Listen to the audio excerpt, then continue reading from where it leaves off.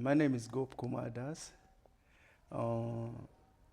Joining ISKCON was a long journey, it's a long story.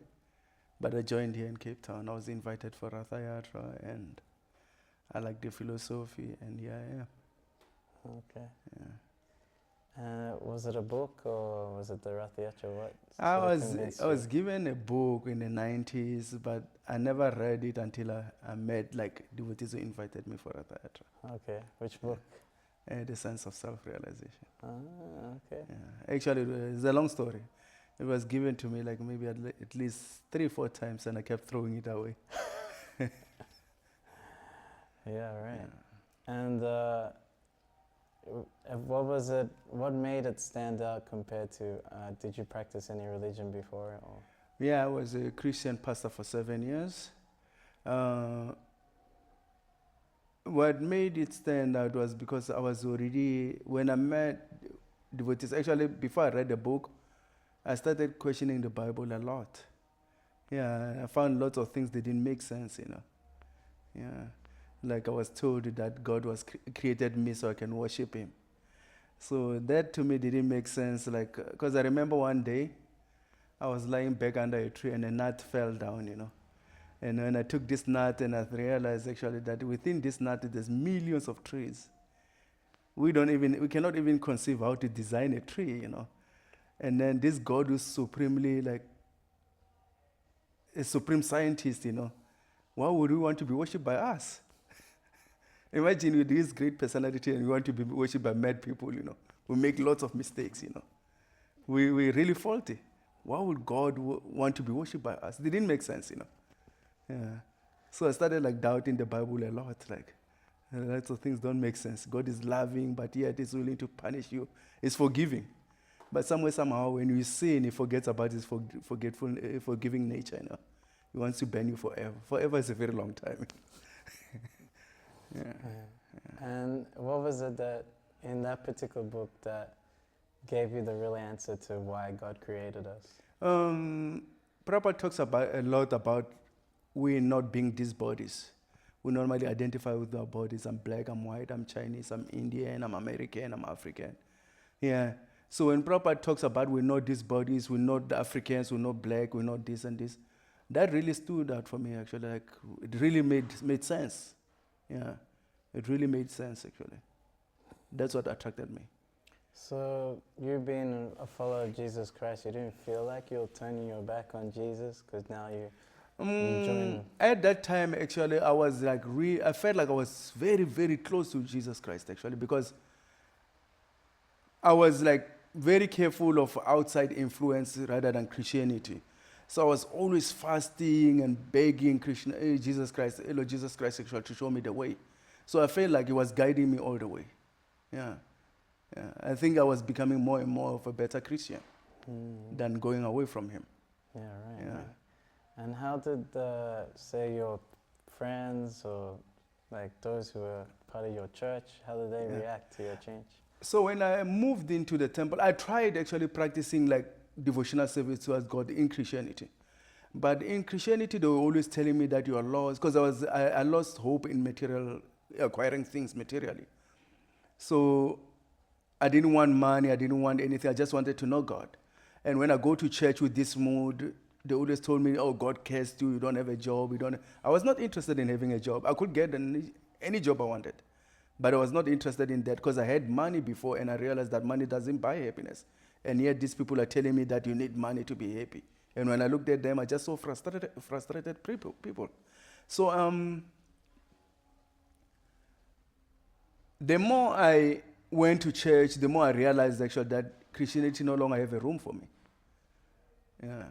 So when I came to ISKCON temple, Hare Krishna temple, they understood my mood. Actually, I was told that this temple was built for people like me who gave up on all material things, So, yeah, Yeah. And what did you find very different between this community and the previous community? In the previous community, it was all about faith. Nothing was practical. Everything just have faith. You just have faith, And even though Lord Jesus Christ says faith without works is dead. So in this movement, I find like everything is practical. Whatever you say, you can practice, When you talk about giving up sin, you really give up sin. And the other side, they tell you, no, no one can stop sinning, Yeah, so I didn't want to be so attached to sin, Yeah. Wow, amazing. And you became like a full-time temple devotee? Yeah, I'm a full-time monk. Yeah. So how was that experience in the beginning? In the beginning, I was not really focusing whether it's hard or simple. I was just like, I just felt like I fitted in. But that was not my focus. I just wanted more knowledge. Yeah. The simplicity of it or the difficulty was not my concern. I just wanted to know more. Okay, nice. And your service now, what do you do? I'm a preacher. I go around distributing books. Okay. Yeah. I go around like giving out like this amazing philosophy to people. Okay. Yeah. So where do you get that inspiration to distribute books and preach? My understanding was that like when you want to be closer to God, you have to be dedicate your life to God's servants. Yeah, just like in the Bible, actually, God stays away and He puts Jesus Christ in the forefront. Jesus Christ is more glorified than God. That's what pleases God. So when I moved into a temple, there was a poster on the wall of Prabhupada, who I was convinced actually I'm still convinced that he's a pure servant of God. So there was a poster of him saying that written like, it was written, if you want to please me, distribute my books. So there were some books lying around, and I just took the books and went out and distributed until today. How long have you been doing that service for? It was 15 years now. Wow, amazing. Yeah. Has your meditation changed from when you're beginning, starting to do book distribution to now?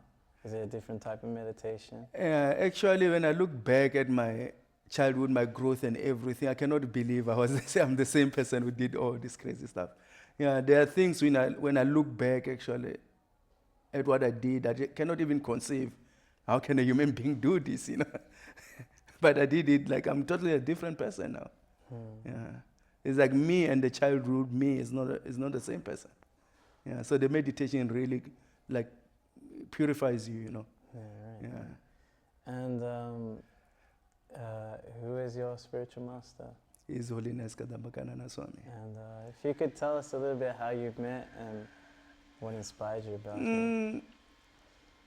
I met a few spiritual masters before him, and then I met him a couple of times, maybe about like 4 or 5 times. And then one time, we're talking about like things in general, like experience in life. Most of the time when we meet, we'll be talking about life in general, so I'll ask some questions and he'll answer me. And then after meeting like few more gurus, I realized actually he was the one I was really connecting with him. And when I finally asked him to accept me as a disciple, he just smiled. He said, I knew that one. From the first day we met, I knew that one day he would be asking me this. So we connected from beginning. Yeah. So what did you find made you have a connection? What was the common thing that you shared? His desire actually to please Prabhupada, because I was just like, from beginning, like I said, I saw a post and I just felt like the best thing is to please Prabhupada. And I realized actually he gave his life to Prabhupada, so there was nothing that could convince me otherwise that he was the one for me. Okay. Yeah. His desire to please Prabhupada. That was my desire and his desire, so we really connected. Is there any moments or some stories you could share that with Maharaj that you could? There are lots and lots of stories. But one that stands out for me is like a connection between guru and disciple. I remember I used to like perform lots of kirtan and we'll be like always doing kirtan. I remember one day he was in Cape Town, I was in Cape Town, and he was just here, I just went out on books in the morning. And when I came back, I found out there was kirtan, And I felt guilty that my Guru Dev was performing kirtan and I was not there. I was outside just preaching without him sending me to. So later on, I met him and I apologized for not being there for Ketan. And he asked me, what were you doing? I said, I was preaching. He said, who said I wanted you in my Ketan?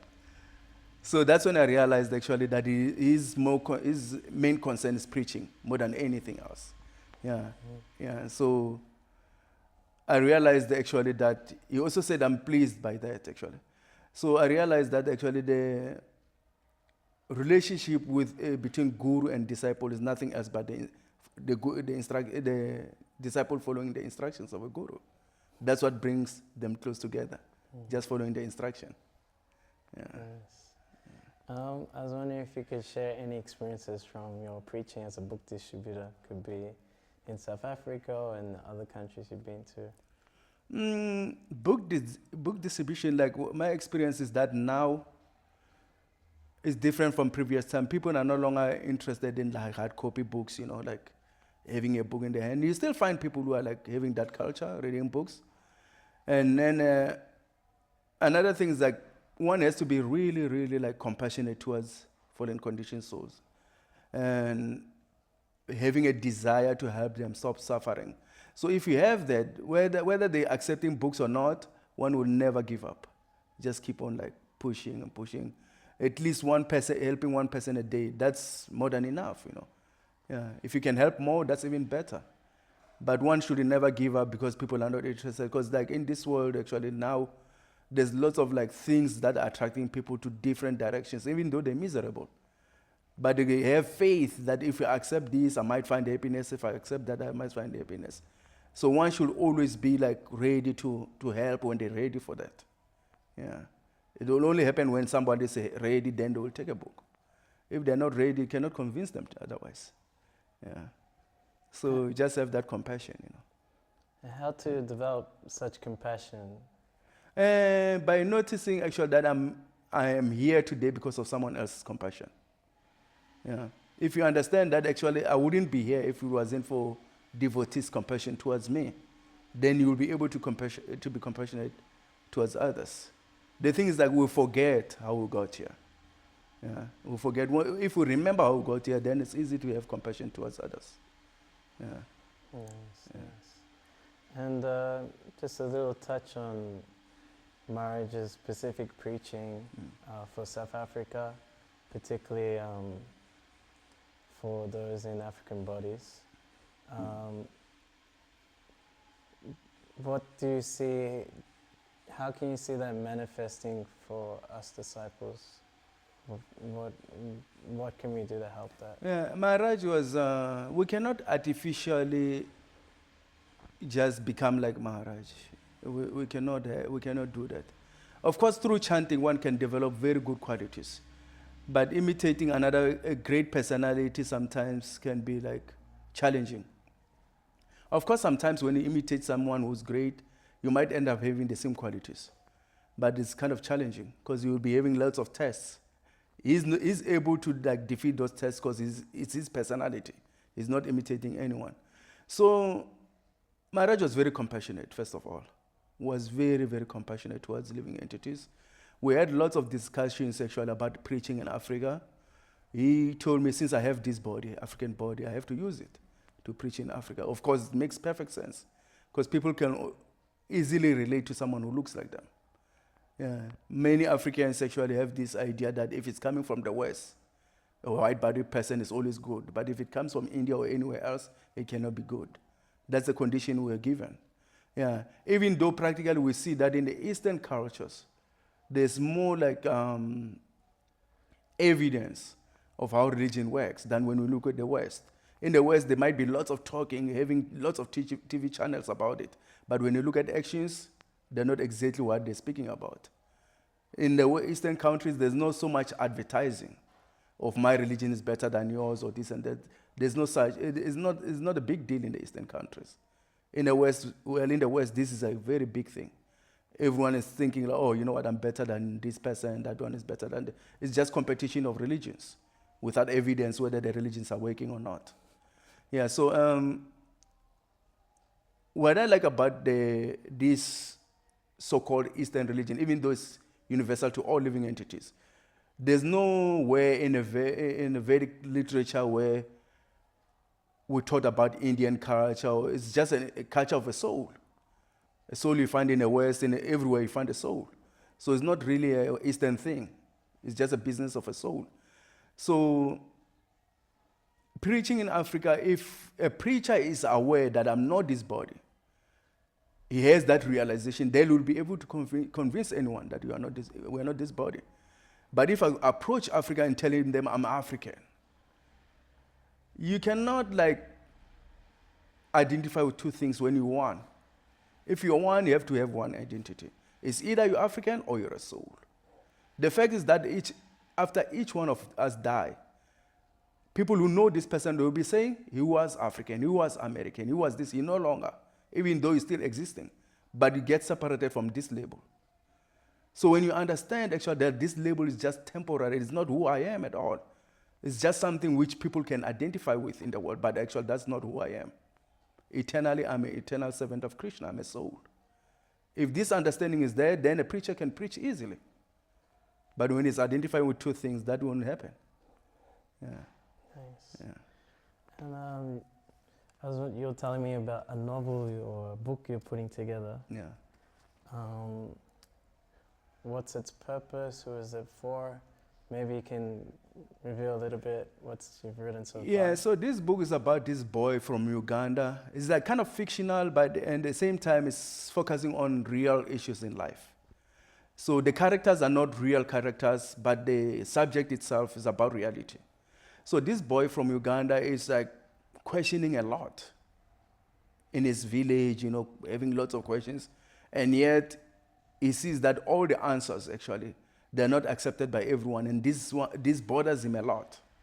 So he tries to figure everything by himself by moving from one place to another, where he ends up leaving his own village and goes to other villages until he leaves Uganda altogether, and he travels all the way to the south, looking for something that really will really connect everyone.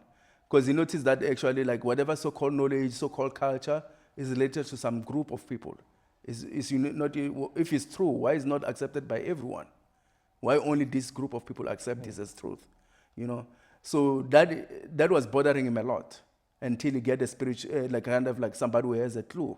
And this person is directing him to go further to the south until he meets a spiritual practitioners. And then they kind of guide him until he himself becomes a teacher. Yeah. So it's all like a journey, like an adventure. Amazing. You don't have to be a spiritual person who's attracted to spiritual life to read it. Yeah, it can be kind of a good read for everyone, because it's not just saying everyone must be like this, So it's lots of cultures involved. As it goes down, it's meeting lots of people from different backgrounds, So everyone can relate, whether you're Muslim, you're Christian. There's discussions with Christians and discussions with Muslims, and until it gets to the absolute truth, something that has to be accepted by everyone who has common sense. Yeah. Wow, it's amazing. What inspired you to write such a book? It's out of compassion, because when I preach in Africa, I realized actually many people think, oh, this is just an Indian thing, Yeah, don't consider that there's something about it beyond India. Yeah. So it's not really, this philosophy is not Indian or Western. It's just a property of a soul. Yeah. Just like God is not Indian, there's no Indian or Hindu God, Christian God. There's no such. God is God. Yeah. We might call him differently, but God is God. Wow, amazing. Yeah, this is looking forward to the book, I guess. When do you think you'd finish that book? It will take long, because I'm personally also growing spiritual. So I'll be going together with this boy from Nigeria, from Uganda. We'll be traveling together, Yeah. So it will take some time, maybe I'm not sure, I don't want us to speculate, but it's going to take some time. Okay. Yeah. But I'll let you know, of course. Yes. I think we'd need some snippets every now and then to keep us in the loop, Yeah. I mean, being now marriage is left. This physical proximity 3 years ago. I mean, what is your main way to connect to him? following his instruction. Yeah. Which is Yeah, he told me when I was here actually that he's more pleased when I'm following the instruction than anything else. and, Yeah. And leading by example, of course. mainly just book distribution, Yeah, or was there anything else? Also leading by example. Leading by example. Yeah.